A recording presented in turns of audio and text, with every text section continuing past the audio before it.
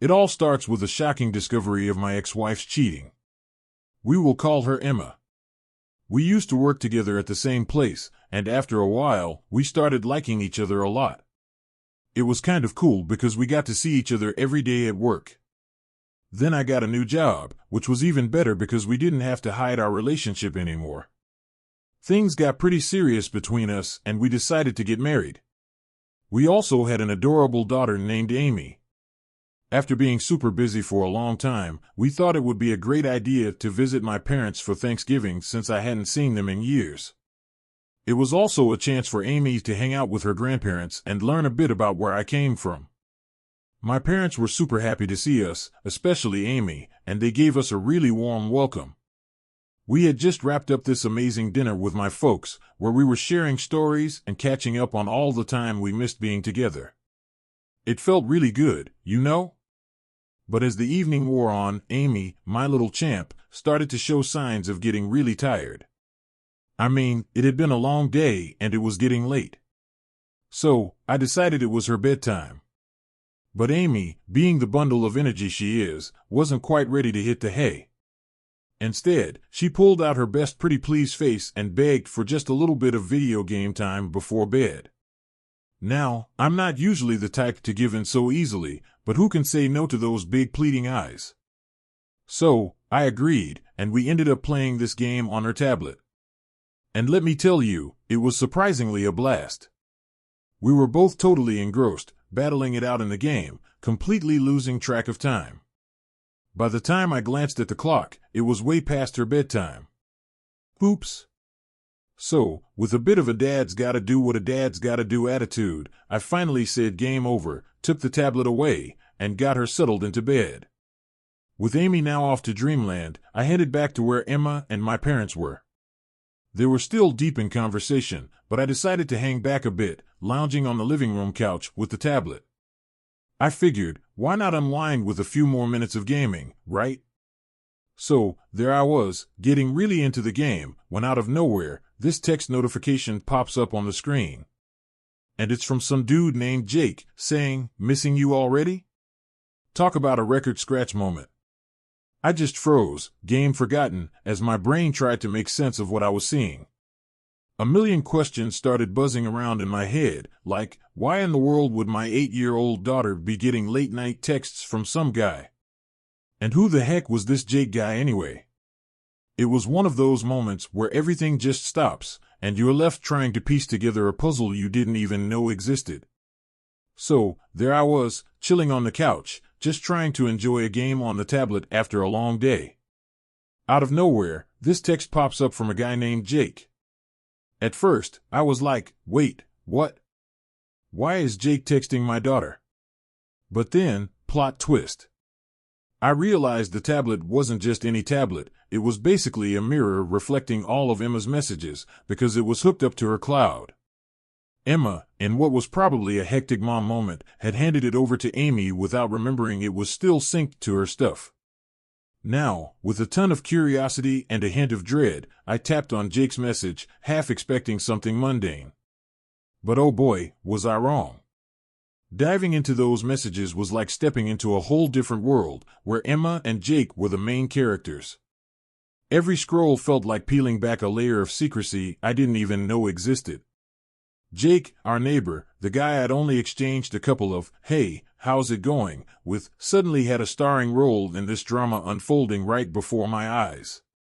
Their chats were a mix of planning secret meetups, sharing little inside jokes, and, to be honest, a lot of stuff that made it clear they weren't just friends. Clicking through, it hit me that this wasn't just some flirty thing. They were deep into each other. They talked about everything, man. Like, Emma was sharing bits about our marriage, stuff I thought was just between us. She mentioned not feeling the love anymore, but not wanting to be the one to end it and look like the villain. Reading all this, I felt like I was in one of those slow-motion scenes where everything around the main character starts falling apart. It was surreal, seeing words that suggested my wife, well, ex-wife, and my neighbor were more than just buddies. They were sharing stuff you'd only share with someone you're really close to. And here I was, just finding out about it through a tablet meant for playing kids' games. It was a whirlwind of emotions, man. One minute, I'm thinking about how cool it was to catch up with my parents and how Amy was enjoying her time with the grandparents. And the next, I'm slapped with the reality that while I was living in my little bubble, there was this whole other narrative going on right under my nose. Emma and Jake, talking about us like I was a side character in my own life story, plotting their little secret rendezvous, and sharing thoughts and feelings that, honestly, felt like a betrayal. It's one thing to hear rumors or have suspicions, but seeing it all laid out in black and white, that's a whole other level of hurt. It's like I was the last to know about the ending of my own marriage, watching it all unfold through text messages meant for someone else. It's wild, really, how life can throw these curveballs at you when you least expect it. I'm sitting there, knee-deep in text messages that are straight-up nightmare fuel.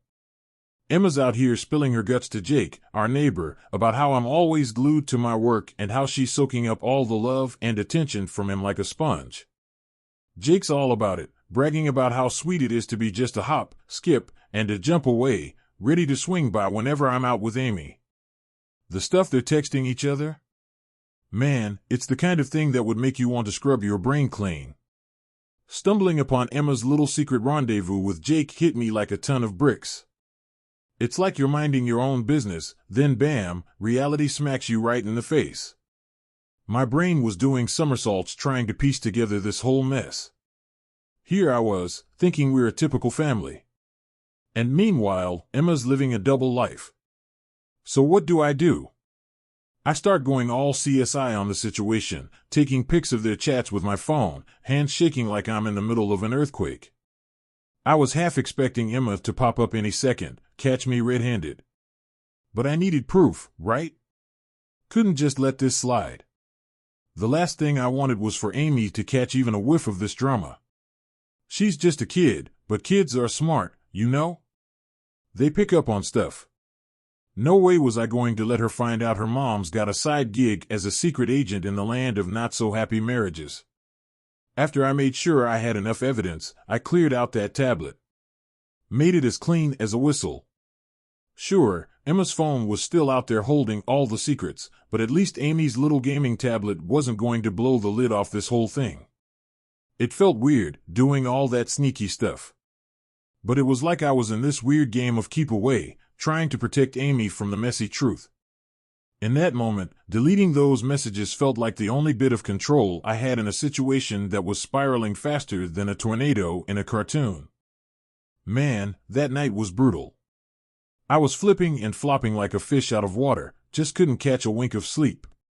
My brain was on overdrive, replaying everything, trying to piece together why Emma, my wife, decided to step out on our marriage.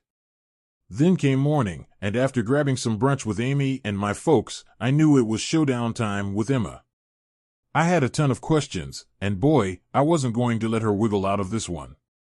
When I finally got the chance to sit her down and spill the beans about what I knew, Emma's first reaction was to deny. It was like watching someone try to dodge raindrops. Just wasn't happening. But hey, I came prepared. I had all the receipts. Those texts, calls, and all that jazz. It didn't take long for her to start falling apart once she saw the proof. The floodgates opened, and there she was, crying and admitting to the whole messy affair. She tried to say she felt lonely and neglected because of my work hours, as if that was some sort of excuse for hopping into bed with Jake, our too friendly neighbor. She said she regretted it, but you know, talk is cheap. Then, I asked the million-dollar question, the one I was dreading. How long had this been going on? Her answer felt like a sucker punch to the stomach. She and Jake had been at it for a whole year. Hearing that felt like being on the receiving end of the world's worst news. A whole year of lies and sneaking around, and here I was, clueless until now. The weight of that revelation was like a ton of bricks, and I was left wondering where we all went wrong and how we got to this point. The realization hit me like a freight train. Here I was, busting my back day in and day out for our family while Emma was out there, breaking our vows. The disgust that washed over me was palpable. It's one thing to have suspicions, but hearing the truth straight from her mouth, that just knocked the wind right out of me. The room felt heavier, like we were both drowning in this thick, oppressive air of betrayal. The trust we'd built, brick by brick over the years, just crumbled into dust in an instant. Feeling that betrayal? Man, it's indescribable. It's not just sadness. It's this deep, gnawing pit in your stomach that just doesn't go away. Tears started pouring out of me, uncontrollable and raw. All those emotions I'd been trying to keep a lid on just burst out. Emma was still there, trying to stitch up the situation with her words, but it was like her voice was coming from a million miles away. Our marriage was in ruins, and her explanations couldn't piece back together what was broken. As we were locked in this intense back and forth, my parents walked in, Amy in tow. The look on their faces? It was clear they could read the room the second they stepped in. Concern, confusion, worry. It was all there. My dad, bless him, quickly took Amy away from the scene, trying to protect her innocence from the mess that was unfolding. It was a stark reminder of the ripple effects our personal battles have, especially on the little ones who look up to us. I was reeling, absolutely gutted by the whole mess. A whole year Emma had been sneaking around behind my back while I was busting my hump, trying to make sure we had everything we needed.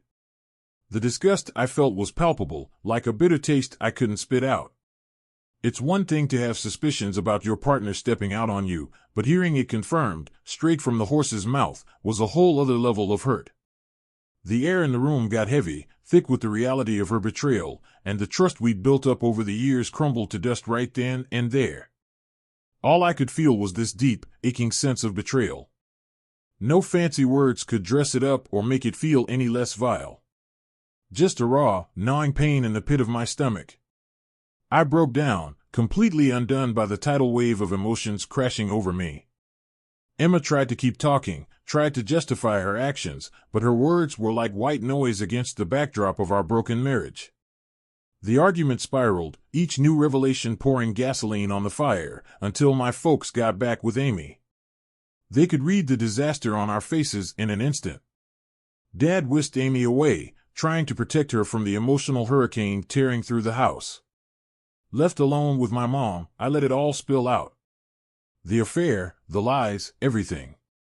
Mom's face went through a whole journey, from confusion to shock, then settling into this deep, pained frown.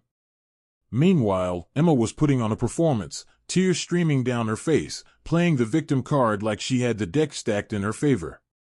She spun this tale about how my job and the lack of attention drove her into Jake's arms, as if that was some kind of excuse.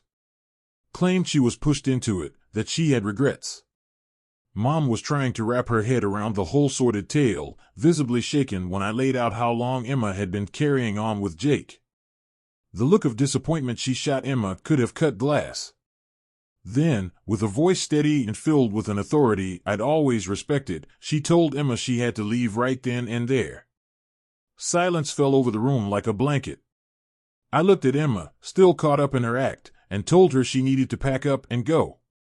Amy and I were going to stay put, try to salvage what was left of the holidays, without the cloud of her betrayal hanging over us. It was the only way forward, the only way to start picking up the pieces of a life suddenly turned upside down.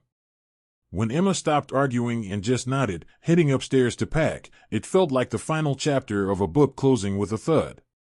Those 10 minutes felt like an eternity, and when the door clicked shut behind her, a heavy silence took over the room. It was just me now, with my thoughts running wild, a jumble of betrayal, anger, and a sadness so deep it felt like I was drowning in it. The days that followed were some of the toughest I've ever faced. My mom, who had been right there through the worst of it, filled my dad in on every painful detail. Seeing their reactions, a mix of disbelief and shock, was like reliving the whole nightmare all over again. They were hurt too, having opened their home and hearts to Emma, only to be let down in such a devastating way. Then there was Amy, my sweet innocent 8-year-old, with her big questioning eyes, constantly asking where her mom was. Each time she asked, it was like a knife twisting in my gut. I had to protect her from this ugly truth, so I lied, telling her that Emma had to take care of some urgent work stuff. The look of hurt and confusion in her eyes broke me, but I couldn't bring myself to lay the real reason on her shoulders. She was too young, too pure to be burdened with the weight of adult mistakes. Navigating this mess, trying to shield Amy from the pain while dealing with my own heartache, was a balancing act I never imagined I'd have to perform. Every day was a reminder of the life we used to have, and every night was a battle to find some peace amidst the turmoil. The betrayal wasn't just a wound in my heart, it was a shadow over everything that once felt safe and secure. The days that followed felt like moving through a fog of confusion and heartache. My parents were rocks, their presence a constant source of comfort, as we all tried to wrap our heads around the massive upheaval that had turned our lives upside down. What was supposed to be a happy family get-together for the holidays had morphed into a somber affair, the joy sucked out by the dark cloud of Emma's betrayal hanging over us. We did our best to keep the festive spirit alive, but it was hard. Every laugh felt forced, every smile a bit too strained, as we all danced around the elephant in the room. Living through those days was tough. Everything reminded me of what we had lost, the betrayal not just a personal blow to me, but a betrayal to my parents, too. They had treated Emma like a daughter, and this was how she repaid that kindness. It cut deep, deeper than I thought possible. And then there was Amy, my little girl with her big, innocent questions about where her mom was. I had to lie to her, tell her Emma was away on work, even though every word felt like swallowing glass. Seeing the confusion and hurt in her eyes was a new kind of torture. Protecting her from the ugly truth felt necessary, but it also felt like the heaviest burden I'd ever carried. Eventually, the time came to head back home, to face the reality of what my life had become. The thought of walking back into our house, where Emma had betrayed our family, filled me with a rage and sadness I couldn't shake. I knew things were over between us, and it was time to make that clear, to start the painful process of untangling our lives. When we got back, there was Emma, waiting for us with that look in her eyes, like she was sorry, and hoped everything could just go back to the way it was. But some things can't be undone. Watching Amy run to her, oblivious to the pain and betrayal, was like a knife twisting in my heart. Here was this pure, innocent love for my daughter, in stark contrast to the mess of lies and deceit that had become my marriage. The sight was a stark reminder of just how much had been lost, and how much work lay ahead to rebuild what could be salvaged from the ruins. The room was thick with tension as we stood there, just Emma and me, trying to navigate the wreckage of what used to be our marriage. Her apologies were pouring out, a mix of remorse and desperate promises that things could change, that she had already cut ties with Jake. But those words, they hit my ears like empty promises. The irony of her claiming to have cut off all contact with Jake, when he was literally a stone's throw away, living right next door, was too much. I couldn't help but let out a bitter, incredulous laugh. Confronting her with the reality of our situation, I couldn't keep the sarcasm from my voice. "You've cut off contact with Jake? Really, Emma? He's our neighbor. How do you plan to avoid him?" Her response was a mix of stammers and half-baked explanations, but my patience had worn thin. The endless cycle of lies and deceit had taken its toll, and I was at my breaking point. "This is too late," I told her, my voice steady but heavy with the pain and resolve of my decision. Every word felt like closing a chapter, sealing away the pain and betrayal with a finality that I knew had to be done. The shock on Emma's face was palpable, a mix of realization and fear, as she finally understood the depth of the damage done, the irrevocable rift that had torn apart what we once had. The moment I declared my intention to divorce, it felt like the world stood still. Emma's reaction, a mixture of shock and a dawning realization, confirmed the enormity of the situation. Her attempts to argue her way out of it, to promise changes and plead for another chance, fell on deaf ears. I had reached my limit, and there was no turning back from the decision to end our marriage. The silence that followed was heavy, filled with the unsaid and the irreversible. It marked the end of an era in our lives, the closing of a chapter that had started with love and ended in betrayal. The process of moving out and filing for divorce was painful, a tangible manifestation of the failure of our marriage. It was a difficult period, marked by arguments over assets and the future of our family. However, the prenuptial agreement we had in place became a saving grace, preventing the situation from devolving into a battle over finances, especially in light of the affair that had led to our separation. The most heart-wrenching part of the divorce was deciding the fate of our daughter, Amy. The custody battle was a stark reminder of the consequences of our failed marriage, impacting not just us, but our innocent child. In the end, we settled on a 50-50 custody arrangement, a compromise that, while far from perfect, was aimed at minimizing the disruption to Amy's life. My commitment to child support was unwavering, driven by the desire to ensure Amy's well-being and stability, despite the turmoil surrounding us. The journey through divorce and custody arrangements was a tumultuous one, transforming our lives in ways I had never imagined. Amidst the legal battles and emotional upheaval, my focus remained on providing a sense of normalcy and security for Amy, hoping to shield her from the worst of our conflicts and lay the groundwork for a future where, despite everything, she could thrive. Despite the complexity of our situation and the hurt feelings between Emma and me, I was determined to keep things as amicable as possible for the sake of our daughter, Amy. Seeing Amy caught between two homes was tough, but I made every effort to ensure she felt loved and cherished when she was with me. Our little adventures, whether it was shopping for new things or just spending quality time together, were moments I treasured deeply. They were my way of showing her that, despite the changes in our family dynamic, my love for her remained unchanged. However, it didn't take long for me to notice that something was off with the way Amy was being cared for when she wasn't with me. The discrepancy in her appearance on the days she returned from her mom's place raised red flags in my mind. I couldn't understand why Amy would consistently be in old clothes when I knew she had plenty of new ones waiting in her closet, clothes that we had picked out together. Approaching Emma about it was a delicate matter. I didn't want to start an argument or make co-parenting any harder than it already was, but my concern for Amy's well-being outweighed the potential for conflict. Emma's response, that Amy was saving the clothes for special occasions, didn't sit right with me. It sounded like a convenient excuse rather than a genuine reason. However, I chose to let it go for the moment, prioritizing Amy's emotional stability over my need for answers. Co-parenting was a balancing act, and I was learning to pick my battles. Ensuring Amy grew up feeling secure and loved was my top priority, and if that meant overlooking certain issues temporarily, so be it. Nonetheless, the situation served as a reminder of the ongoing challenges that lay ahead in navigating this new chapter of our lives, where the well-being of our child had to come first, no matter the personal cost. Finding Amy alone like that, waiting on the driveway, was a wake-up call I never saw coming. My heart raced with a mix of concern and anger. How could Emma be so careless? To leave our little girl alone without making sure someone was home to receive her? It was irresponsible, and it scared me to think of what could have happened to Amy during that hour alone.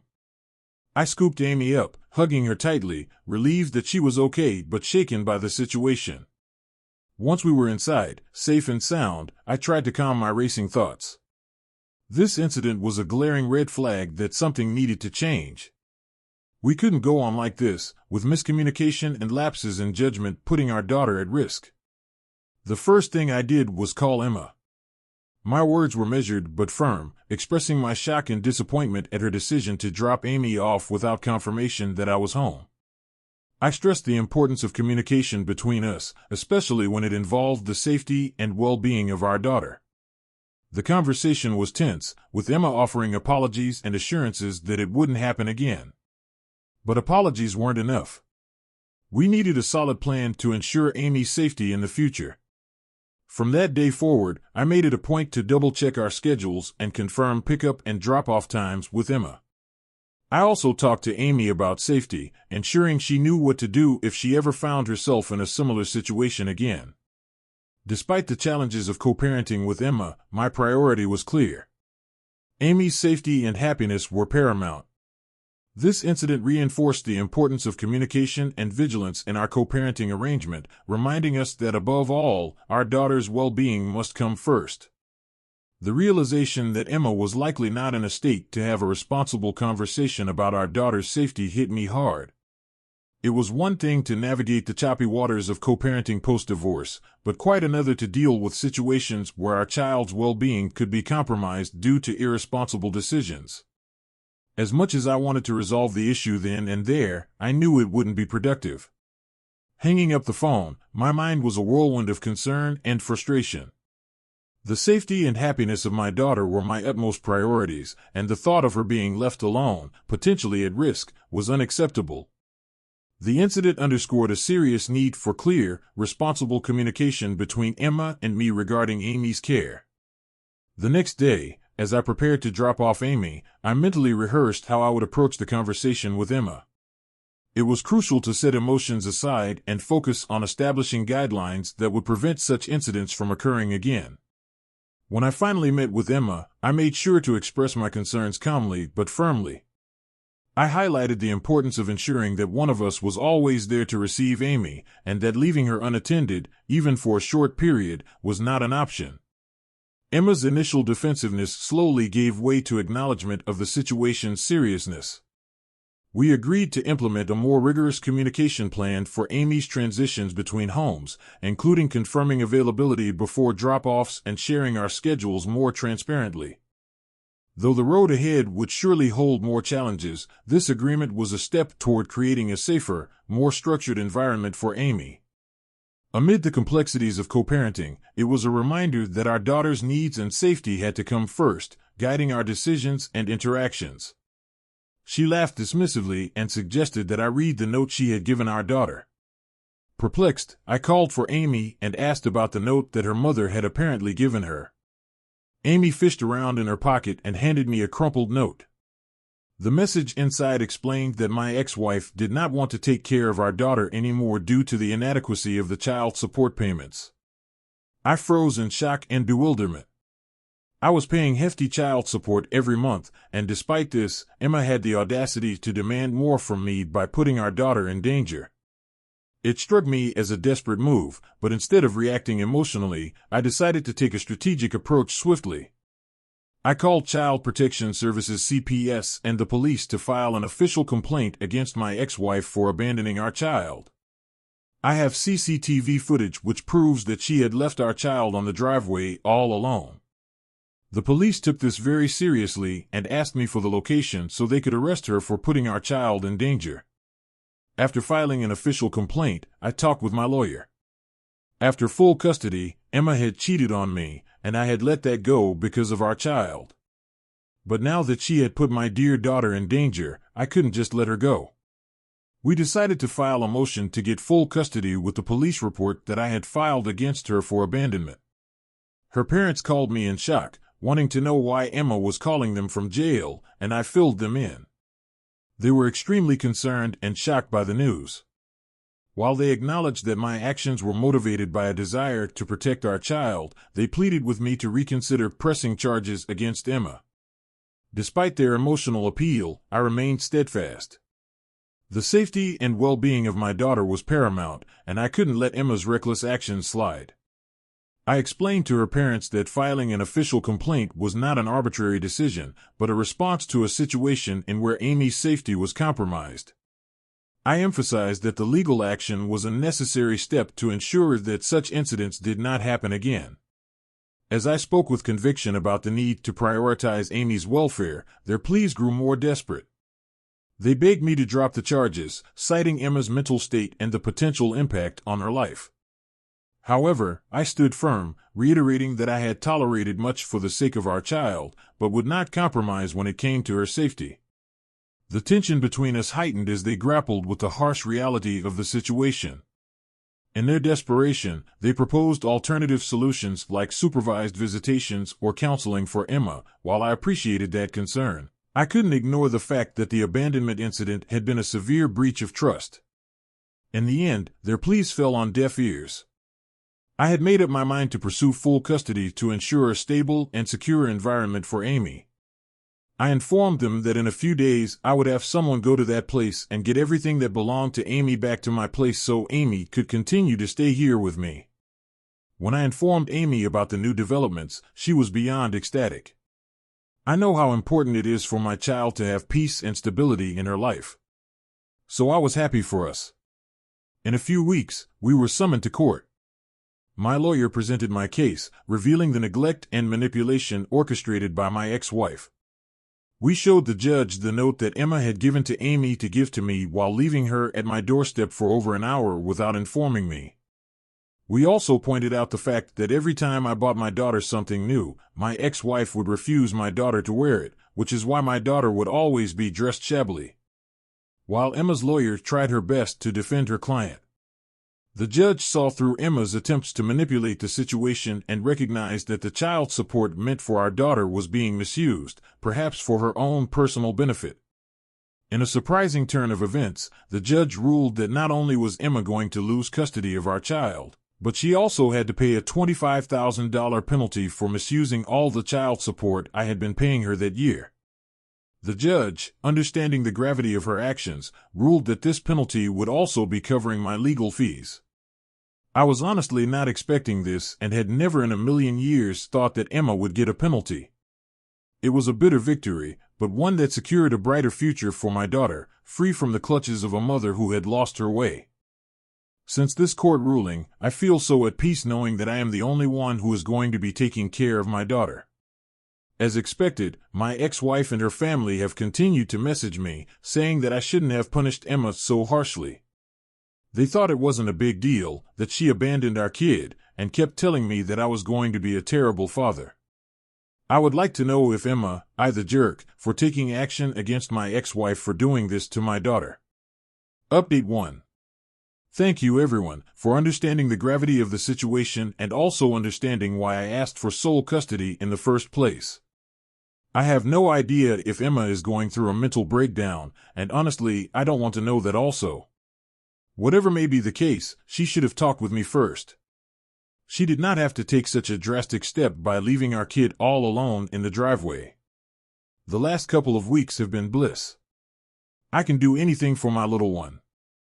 Hence, I have been spending the last few days creating a routine for both of us. Our mornings now involve waking up together with me, helping her get ready for school. I've even been watching numerous YouTube tutorials, gradually honing my skills and crafting the perfect ponytail for her. Regardless of what Emma and her parents might believe, my commitment is unwavering. I'm determined to provide everything for Amy so that she never feels like she's missing out on anything. Update 2. It's been a month since my last update, so forgive me, but I have been very busy with my life. The reason for this update is a recent revelation from mutual friends about Emma's pregnancy. Apparently, she's 3 months pregnant, which has child. When Jake learned about it, he pleaded with her not to proceed with the pregnancy, but Emma insisted on keeping it. In response, he left her, which explained her erratic behavior lately. Emma found herself in financial bind. She couldn't turn to her parents for more money, fearing eviction. Consequently, she resorted to selling the new clothes I had been providing for Amy. This clarified why our daughter couldn't wear the new outfits. And Emma had been concocting stories about saving them for the special occasions.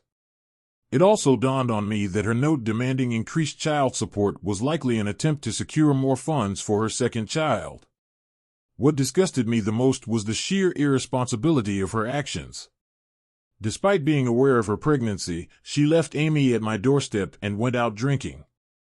It's a level of negligence that's difficult to fathom. I'm grateful I fought for full custody of my daughter, considering what Emma might have put Amy through with the arrival of her second child. It's been 6 months since my last update, and life has been going great so far. Amy and I have only gotten closer, and I can proudly say that I think I'm doing a good job as a single parent. Emma has not attempted to contact me or show any inclination to meet Amy over the last month. So hopefully she doesn't disturb our peace anymore, with New Year's on the horizon. I've arranged a surprise for Amy, a trip to Disneyland, knowing her deep love for all the Disney characters. I'm eagerly anticipating the joy that will lighten up her face when she discovers the magical adventure awaiting her. I'm determined to create beautiful memories and continue to cherish the moments we share.